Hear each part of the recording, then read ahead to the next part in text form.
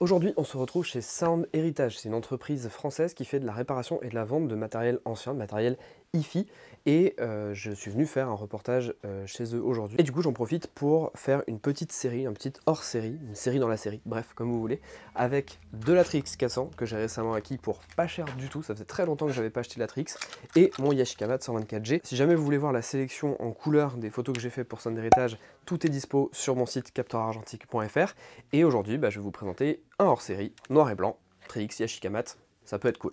Pendant que vous me voyez charger mon Yashica avec la bobine 120 du jour, laissez-moi vous dresser un petit peu le contexte. Nous sommes en plein après-midi et j'ai déjà fait pas mal d'images pour le reportage couleur que j'ai livré à Sound Heritage. J'ai un peu de temps et je me dis que ça pourrait être pas mal de chercher une autre direction pour une série en noir et blanc. Les locaux ne sont pas très grands, mais la grosse difficulté que j'ai par rapport à la boulangerie que je vous ai présentée dans une vidéo il n'y a pas si longtemps que ça, c'est que les personnes travaillent dos à moi. Face à elles, je me trouve confronté à des montagnes d'oscilloscopes qui me bouchent la vue. Pas évident de trouver un angle intéressant. Pour m'échauffer un peu et trouver l'inspiration, je commence ma série par des images des amplis en cours de réparation et des oscilloscopes. Ce sont des sujets fixes, donc plus simples. Je tourne autour d'eux tout en conservant une lumière en contre-jour qui me permet d'avoir un contraste un petit peu plus marqué sur mes images.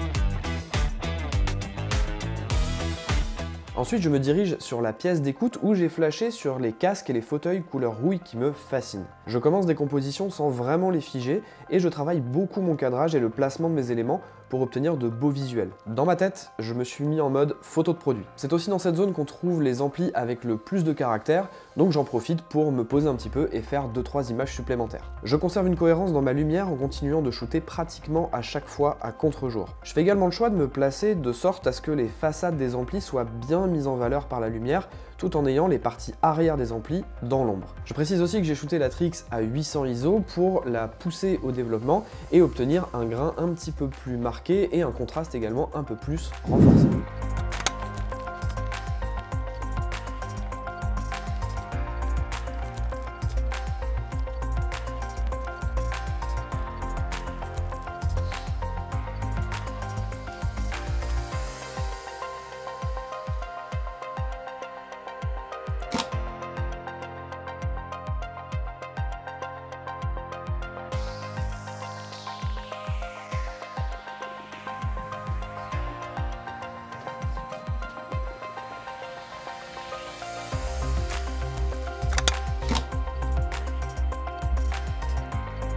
Pour finir la série, je suis retourné dans l'atelier avec tous les techniciens pour essayer d'avoir des images avec un peu plus de mouvement et d'action. Je vous le disais au début de la vidéo, pas facile de bien se placer, mais je trouve que j'ai réussi à avoir quelques angles sympas et je m'en sors pas si mal. La visée poitrine en fait m'a aidé à shooter en décalé par rapport à mon sujet et m'a permis de prendre un peu moins de place dans la pièce. Au final, j'aime beaucoup la fin de cette série car j'ai bien respecté la cohérence de la lumière tout en ayant réussi à capter des personnes en action. Ça m'évite d'avoir toute une série d'amplis immobiles et ça crée de la diversité dans les images.